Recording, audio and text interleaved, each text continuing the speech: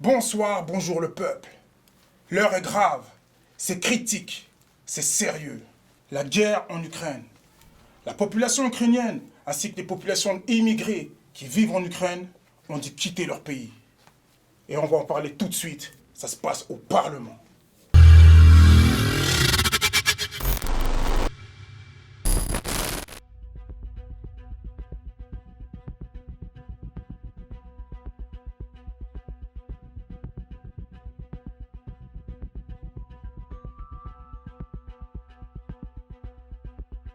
These are the black community here. We are not allowing any black people to enter inside the gates. We are all here. It's only Ukrainians that they are allowing in. Even the ones with kids, they're not allowing them in. Only Ukrainian women and kids they are allowing in through this gate. All the place is blocked and all are full of black from different communities, from different countries. Nobody's talking to us.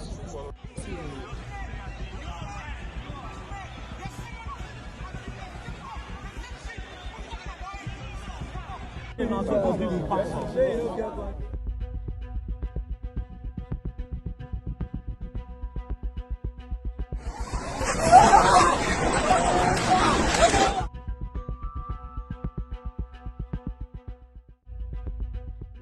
monde le connaît. On est arrivé là-bas, on a dit pour partir, pour sortir, pour arriver en Pologne, c'est 2000 hryvnias. C'est pas si cher que ça, c'est prix normal. On a donc monnayé l'argent et arrivé devant le chauffeur, oui, on veut rentrer dans le bus. Et le chauffeur a dit non. Pourquoi? Parce que vous êtes noir. On a dit non, vous êtes sérieux? Non, c'est vrai parce que vous êtes noir, vous ne rentrez pas. Mais il y a des femmes aussi parmi nous. Il y avait même une femme qui avait un bébé. Ils ont dit en tout cas, c'est pas notre problème. On prend le bébé. Ces images ont fait le tour des réseaux sociaux. La communauté africaine a été bloquée en Pologne, quittant la guerre d'Ukraine. Et j'ai pour cela un invité de marque qui a décidé de se lever pour leur revenir en aide. J'ai nommé Mawete Sese. Comment on va? Ouais, bien et toi? Ça va, peinard, tranquille, à l'aise. T'as vu toutes ces images-là, comment ça fait mal, ça choque, ça touche. Qu'est-ce qui t'est venu dans la tête pour te lever et faire quelque chose par rapport à cela? Ouais, c'est l'injustice, hein. L'injustice et tout ça qui a fait que... et des retours d'informations qui a fait que on s'est organisé par rapport à la situation qui s'est passée là-bas. Donc tout de suite, ça a été assez rapide. Et, Très rapide même. Ouais, c'est très rapide et ça a fait qu'on s'est tout de suite organisé un peu. Il y a un acteur aussi qu'on doit nommer, hein, il n'est pas présent parmi nous, c'est Chancel Souki. Justement, lui, il avait fait un live pour parler de cette problématique et savoir ce qu'on pouvait faire. Et suite à ce live, tu as fait des posts. Et moi, j'ai intervenu, on a pu parler. Et comment ça s'est passé pour la suite afin d'organiser ce quart de Lausanne jusqu'en Pologne? Ouais, donc ce qui s'est passé, c'est que dès qu'on a eu un peu la situation là-bas, donc moi j'ai juste suggéré un peu ce qu'il fallait faire, hein, un couloir humanitaire et puis essayer de créer quelque chose où les gens pouvaient être accueillis et puis l'aspect sanitaire, alimentaire. Et au début c'était juste comme ça, hein. Et là, toi et moi on s'est appelés et puis on s'est dit ouais il fallait faire quelque chose et tout. Et puis Chancel aussi, donc on a parlé les trois et puis directement on avait besoin aussi de quelqu'un aussi pour la conduite. Donc il y avait Johnson de Kemet Développement qui lui aussi a pu intervenir dans l'affaire et puis ça allait très rapidement, hein. Ça allait très rapidement en un soir le matin, pas à midi, et puis ça s'est fait. Au niveau des contacts, parce qu'il y a des gens qui peuvent se dire, mais attendez, vous êtes partis comme ça, explique un peu comment ça s'est passé au niveau des contacts. Bon, déjà c'était important parce qu'on ne peut pas aller non plus à un endroit qu'on ne connaît même pas et tout. Donc moi j'avais des contacts là-bas qui étudiaient, qui m'ont un peu confirmé un peu de ce qui se passait là-bas. Parce que c'était important un peu qu'on comprenne le contexte. En plus, moi, je ne suis jamais allé en Pologne, ni dans ces côtés-là. Donc, il m'a expliqué un peu la situation, les difficultés qu'ils avaient. Et je lui ai dit, écoute, donne-moi un peu tous les contacts des gens un peu qui gèrent la situation, parce que c'est un peu organisé un peu de manière autodidacte là-bas. Et on est allé, puis on a discuté, puis ça s'est fait comme ça. Donc là, c'est l'étude du terrain. Donc savoir un peu ce qui se passe là-bas. On est sur Lausanne, le car prend le départ. Qu'est-ce qui se passe pendant la route, les frontières, l'arrivée? Explique-nous un peu ça. Ouais, donc en vrai, ce qui se passe, c'est que directement, donc on communique que voilà, rendez-vous à la place du tunnel, et puis les gens ils viennent, ils donnent tout ce qu'ils ont à donner, et puis nous on part la nuit, et puis on arrive là-bas au milieu de la journée, en début d'après-midi, et le trajet s'est bien passé, et tout tranquille. On voyait quand même dans les trajets, il y avait d'autres véhicules, hein, c'était écrit, je sais plus en quelle langue, en anglais, je crois, qu'ils allaient aussi aider dans le même sens. Hein, pendant la route, vous voyez des gens aussi qui faisaient... Pendant la route, ouais, dans Ukraine et tout ça. Ah ouais. Il y avait des petits trucs écrits derrière. Hein, ah ok. Et tout ça, on n'était pas les seuls, je pense. Donc, nous, on est allé, on a fait le trajet, on est arrivé là-bas. On a pu voir l'équipe sur place dans la ville de Cracovie, à 200 km de la frontière, qui nous a accueillis. Ils nous ont donné les informations. Voilà, on va à Medica, et puis c'est là-bas que ça se passe. Les gens, ils arrivent là-bas, c'est un peu le point névralgique, le poste frontalier entre l'Ukraine et la Pologne. Et puis, on est allé directement. Hein. Directement, donc là, vous arrivez à Cracovie, c'est un peu la grande ville de la Pologne. Cracovie, ouais, c'est une grande ville de la Pologne où les gens, dès qu'ils traversent la frontière, ils essayent d'arriver là-bas. Parce qu'après, tu peux partir un peu dans tous les sens où tu veux y aller. Et donc là, on avait déjà vu des gens. Et on est allé directement à Medica la nuit. Et puis, avec le matos, on s'est dit, bon, l'urgence, elle est là-bas, comme on nous a expliqué. Et puis, c'est là-bas qu'il faut être, en fait, sur le terrain. Sur le terrain, donc à la frontière, Medica. Ouais, à la frontière. Qu'est-ce qui s'y passe là-bas? Parce qu'on a vu que ça tournait dans les journaux. Un racisme du jamais vu, du jamais ressenti. Comment t'expliques ça? Comment tu t'es senti? Ouais, donc en vrai, nous, on y va en vrai pour amener nos colis, hein, tranquille et tout ça. Moi-même, pour moi, c'était on arrive et puis on repart le lendemain, assez rapidement. Donc on est arrivé quand même, il y avait quand même l'atmosphère là-bas où tu sentais que, déjà, il y a les gens qui arrivent de la guerre et tout ça, qui passent et qui traversent. Vous les voyez? Ouais, on voit vraiment. Déjà en arrivant là-bas, tu vois des checkpoints avec la police. Tu vois, il y a beaucoup de mouvements, en tout cas policiers et tout ça. Voilà. Hein, beaucoup, tu sens que là où tu arrives, c'est une zone d'urgence un peu. Mais la vie, elle continue, hein, parce qu'il y a des gens qui habitent là-bas et tout. Donc, nous, on arrive le soir et tout ça, et puis on doit aller à un site, en fait, à la gare, là où il y a les gens qui dorment, en fait. Qui dorment et qui sont là. Et en allant là-bas, nous, en fait, on nous empêchait d'avoir accès parce que il y avait des petits groupes là de jeunes qui zonaient. Et que... Donc ils vous ont empêché d'avoir l'accès, ça veut dire quoi? Ils se regroupaient? Ils se regroupaient, et puis dès qu'ils nous ont vus, tu vois, nous on était déjà, on a notre camionnette, tu nous vois un peu, on est vite identifiable. Voilà. Donc et tout de suite ils cherchent la confrontation, tu vois. Directement, qu'est-ce qu'il y a, des fucks et tout ça. Wow. Donc... Et là tu te sens vraiment que là, vous êtes mal accueillis, c'est chaud, c'est tendu. Bon, moi je me suis dit, on nous avait déjà dit que ça se passait comme ça agressait certaines personnes. Puis moi je me suis dit, vu le nombre qu'ils sont, de toute manière, c'est beaucoup trop dangereux de faire des dons dans ce genre de conditions. Parce qu'en fait, on ne peut pas laisser un véhicule, faire nos dons tranquillement. Ça pouvait totalement partir en cacahuète, c'est là.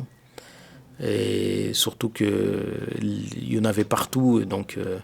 Et puis la ville, elle est petite, hein, donc nous, on était déjà vite identifiables. Direct. Donc j'ai dit, c'est mieux, on fasse ça tôt, à l'aube. On dort sur la camionnette. Et puis on attend. Mais vous avez parqué où pour aller dormir sur la camionnette? Parce que vous auriez pu vous faire serrer aussi en Ouais, dormant. on aurait pu nous faire serrer, ouais, c'est vrai aussi. Donc on s'est mis dans un petit coin tranquille, un peu en cachette, un peu tranquille. Et puis tranquille, réveillé aussi. Voilà. Réveillé, toujours vif et tout ça au cas où. Puis on s'est mis là juste pour se reposer et puis attendre que la nuit elle passe. C'était quand même minuit, 1 heure. On a laissé la nuit passer. Puis à l'aube, on est allé faire nos histoires, tu vois. Donc là, l'histoire se passe à la frontière. Ouais, là, on est Explique, toujours... comment vous allez voir les policiers? Comment vous allez voir, en fait, c'est justement ces gens qui sont bloqués à la frontière? Comment ça se passe? Donc les gens, ils étaient dans une espèce de gare et ils se mettaient là pour se protéger aussi des agressions à l'extérieur de la gare.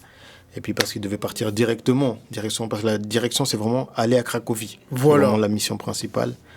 Donc ils étaient là et puis en arrivant là, déjà ils sortent d'Ukraine et puis il y a la faim, donc il faut manger. Il y a l'aspect sanitaire, vêtements, hygiène. Il y avait des gens qui avaient fait des malaises quand même. Il y a l'économie. L'économie, il faut payer le billet, le taxi, tout ça, là, parce qu'il y a des gens qui ont pris des taxis, Voilà. en espérant aller à Cracovie. Mais l'histoire du centre de détention, c'est que on apprend qu'il y a des gens qui sont à la gare, là, vu que c'est la frontière, là, il y a une espèce d'immigration, là. Donc, en fait, eux, ils sont pas dans des centres de requérants d'asile, en fait. De réfugiés, disons. Non, non, non, non, non, non, non, non, non, non, non, non, non, non, non, non. Pas du tout. Non, non, non, non. Ok. Non, non, les gens, ils sont pas là-dedans. Et les gens, de toute manière, ils sentent qu'ils n'ont pas intérêt à rester trop longtemps là-bas. Hein. Mhm. Donc, donc nous, on continue, on fait nos trucs. Au centre de détention, on a un contact qui est à l'intérieur et qui est à WhatsApp. Ah, d'accord. Donc, lui, il nous donne des informations un peu de qui il y a, combien ils sont, Ah, les oui. nationalités, tout ça. Donc, nous, on prend contact avec les ambassades et puis on fait un peu l'intermédiaire et tout ça. Et puis voilà, donc c'est là où tu as vu, il y a 2 Guinéens qui sont sortis, tout ça. Voilà, là, ouais, de par les téléphones, les téléphones effectués. Ouais. et tout. Et après, quand même, tu vois, il y a l'épuisement, la fatigue. Et puis, Donc là, vous avez pas pu donner les affaires, du coup. on avait donné un peu à ceux qu'on a vus. D'accord. Et puis, on a essayé de soutenir un peu les gens qu'on a vus, qu'on pouvait avoir accès tranquillement. Mais c'était trop compliqué. Médical, en tout cas, c'était vraiment hyper compliqué. Donc, on a dit, on repart sur Cracovie. Et puis, il y avait plusieurs sites à Cracovie où les gens qui fuyaient Medica pouvaient atterrir, mais dans le calme. Voilà. Dans le calme, tu vois. Et donc, là, il y a cette histoire où on a vu le prêtre ou le prêtre, je crois. On les appelle Voilà, comme parce ça. que oui, il faut parler à nos gens qui nous suivent. C'est-à-dire qu'on a vu une photo où tu es avec un prêtre. Et puis, justement, tu donnes des affaires à ce prêtre. Explique-nous un peu comment ça s'est passé, ça. Donc, nos contacts qui vivent là-bas, ils nous disent qu'il y a un premier site qu'on va visiter où il y a un prêtre qui héberge principalement des Africains Parfait. et tout. Et une trentaine, quarantaine, ça dépend des jours. Hein. Il y en a 10 qui partent, 20 qui entrent, 20 qui partent et 10 qui rentrent D'accord. et tout. Principalement des étudiants.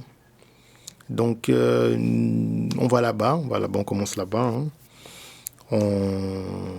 Eux, ils le connaissaient déjà parce que comme ils aidaient et tout ça, ils étaient déjà en contact, les équipes. Donc, nous, on a dit que voilà, on vient de la Suisse, on est venu faire des dons, quoi, hein, et tout ça. Donc, très bien accueillis, il nous a montré les locaux, comment eux aussi déjà, ils s'organisaient. On a pu discuter avec les gens, demander leurs besoins et tout ça. On a soutenu les gens qui voulaient se déplacer un peu parce que les gens, ils n'avaient plus rien, déjà économiquement ou vestimentairement et tout ça. Donc on a soutenu et tout. Et puis voilà, on a établi les contacts et tout. Et puis on a... créer un peu le réseau aussi. Ouais, il y avait des gens qui... Il y avait un espèce de réseau et tout ça. Voilà. On commençait à identifier les gens, qui fait quoi, Voilà. qui aide qui, Cracovie, Varsovie, pour le flux d'informations, pour qu'il passe aussi bien. Et puis là, il commence à avoir des contacts avec aussi les diplomates et tout ça, Voilà. pour essayer de structurer la chose, l'information, que ça soit fluide. Voilà. C'était ça. Donc là, vous avez pu distribuer les affaires. Donc beaucoup d'étudiants. Il y a aussi des enfants ou pas? Il y avait pas des enfants, parce que les enfants, ils étaient rapidement pris en charge, hein, tu vois, la D'accord. guerre et tout ça. Les gens, ils voulaient pas laisser les enfants dans ce genre de conditions, tu vois. Donc, les enfants, très rapidement, faut vite les sortir de ce genre de contexte, parce que c'est pas quand même les gens privilégiés Ouais. que les enfants partent, en fait, avec leur maman. D'abord eux, comme ça, il n'y a pas d'histoire. Mais il y avait quand même des situations où il y avait des enfants. Mais les gens, ils voulaient pas... S'il fallait laisser sa place, d'abord les femmes et les enfants.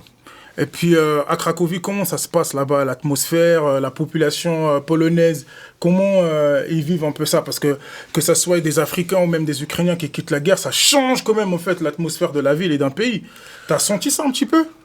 Ouais, à Cracovie, ça va encore, parce que c'est quand même la guerre pour eux, c'est un peu, ouais, c'est à la frontière, hein. Mais ils voient le flux de personnes qui arrivent et qui traversent leur ville, qui sont de passage. Donc c'est vraiment ça.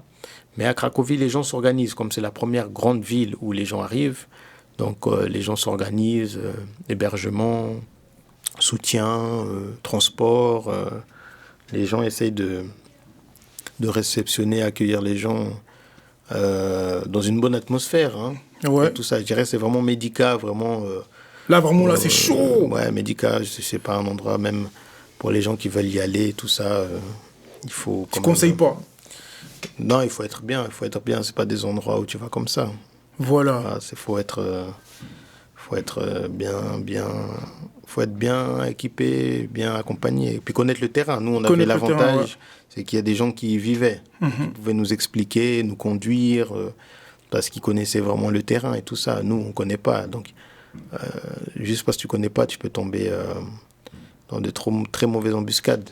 De fou. Et puis en fait, donc, que ça soit ukrainien ou polonais, tu dis que tu as des contacts. Ces gens, ils ont grandi là-bas, ils sont nés là-bas, parce que c'est peut-être inconcevable, ou même t'imagines pas qu'il y a une population africaine qui se trouve là-bas.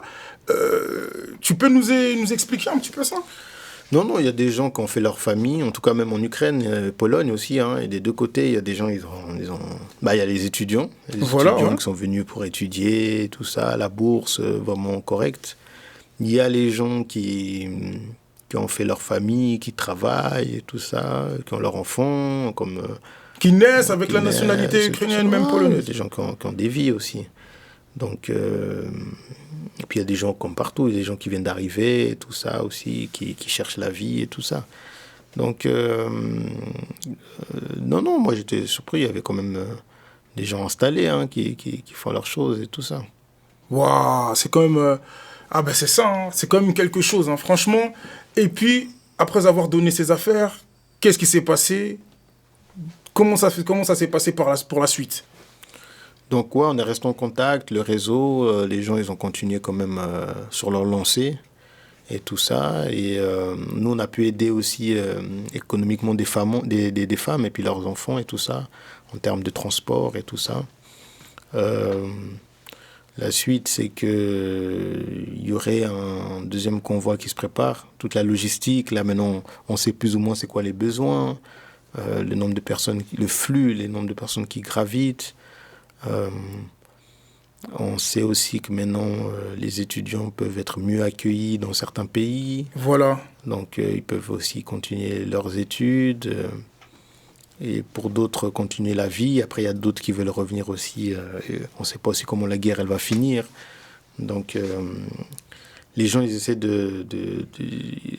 ils n'arrivent pas à se projeter non plus parce qu'il y a la guerre, on ne sait pas quand ça va finir. C'est ça aussi. Dans l'immédiat, en tout cas, il y a toujours des gens qui sont restés en Pologne. D'accord. Il y a toujours des gens qui arrivent. Donc, Toujours, enfin, donc ouais. toujours des gens qui arrivent Il y a toujours des et gens pour qui qui il faut aller chercher des solutions Voilà, à leurs voilà, problèmes voilà. avec leur Maintenant- ambassade et autres. Ouais, maintenant c'est ça. Maintenant c'est aller là-bas, renforcer les réseaux qu'on a établis, renforcer encore le soutien vestimentaire, alimentaire, juridique et tout ça. Vu qu'on connaît maintenant les gens sur place, où ils arrivent et tout Voilà. ça. Donc là c'est vraiment à ce niveau-là. Et puis un deuxième convoi et puis on va partir comme ça en fait. Dingue.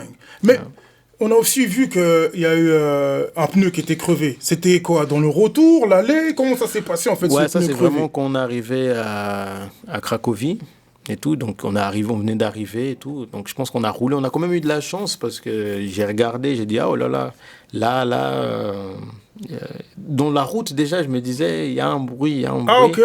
et tout ça. Bon, on a dit bon de toute manière voilà, Mhm. on verra ça plus tard.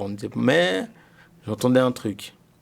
Et puis heureusement que sur l'autoroute là on n'a pas eu un truc de dingue. Hein. C'est ça. Mais dès qu'on s'est arrêté, on est sorti, on a regardé. Et je me suis dit, bon, il y a quelqu'un qui a dû crever nos pneus. Ou je Ah sais ouais, pas, tu carrément? vois. Ouais, parce que comme les gens ils étaient autour de la voiture, du véhicule. Ah tu vois. d'accord. Donc je me suis dit, ah, sûrement, Ouais. il y a eu un truc. Donc, ceux avec qui on était, ils sont allés chercher un garagiste.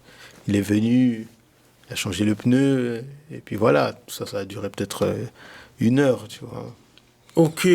Donc, non, il y a eu changement de pneu. Puis nous, on devait revenir aussi à Lausanne, tu vois. Voilà. Donc, c'est important pour nous. De quand même rentrer au Bercail les quand pneus, même. ils devaient être, Après cette longue premiers, mission, hein. c'est un périple. Qu'est-ce que t'en tiens de tout ça en fait? Non, T'en moi, en tires tout quoi cas, de tout ça? solidarité, big up, gros respect à tout Lausanne et tous les gens de Genève, même les gens de Fribourg et tout ça, en tout cas de la Suisse romande. En tout cas, big respect à tous ceux qui ont participé fortement, qui ont donné vraiment la force et tout ça. Et tout, big respect à ceux qui étaient sur place, qui ont trié et tout, tous les gens en tout cas qui ont fait que la chose elle puisse avoir autant d'énergie. En tout cas, moi, c'est ça que je retiens, en tout cas. En tout cas, big respect à toi. Franchement, moi, je te remercie vraiment d'être venu en fait nous témoigner tout cela. Parce que c'est vraiment quelque chose de fou qu'on est en train de vivre. Et puis c'est vrai, on a vu cette solidarité, cet amour. Franchement, c'est juste magnifique. Donc on peut s'attendre à un deuxième convoi. Donc direction Pologne, c'est bien ça. Ouais, là, comme c'est parti, là, ouais, de toute manière, il y a quand même une structure qui doit être mise en place quand même, pour que là, ça soit... Parce qu'on est quand même parti en mode, tu vois, urgence. Urgence, ouais. Donc là, quand même, on s'est dit qu'il faut... les choses soient un peu plus, quand même, Structurées, stables, hein. structurées et tout ça. Donc on s'est quand même pris un petit temps et tout, pour aussi que ce genre d'événements... n'existe plus, comme ça au moins on est tout de suite réactif. Merci Mawiti, je te remercie pour toutes ces infos. Le peuple, comme vous avez pu constater, il y aura un deuxième convoi de Lausanne en Pologne. Et si vous voulez aider toutes les personnes qui sont en détresse, vous pouvez regarder les liens qui se trouvent tout en bas de l'écran et avoir plus d'infos compte tenu de la deuxième opération. Je vous remercie, c'était le Parlement. Merci à vous. Je vois un grand cœur des hommes et femmes très engagés à aider nos frères et sœurs. D'ailleurs, moi-même, j'ai été reçu par le président, je viens même de l'Ukraine. Donc, je suis le premier vraiment à être énormément touché d'abord par le président Nestor, sa femme aussi, la communauté même Gloire qui est là. Et on a même passé ensemble vraiment avec Jean-Noël qui est présent là avec... Johnson. Donc vraiment ce qu'ils ont fait, ça nous a touchés et par les deux, nous voyons vous tous vraiment, la communauté vraiment en Suisse, Lausanne et ailleurs, que vraiment vous soyez solides et comme le président l'a dit, nous pensons que dans le futur que nous allons faire encore des grandes choses. Donc merci beaucoup vraiment pour votre détermination, votre engagement. Vraiment, je tenais à vous dire merci de tout mon cœur.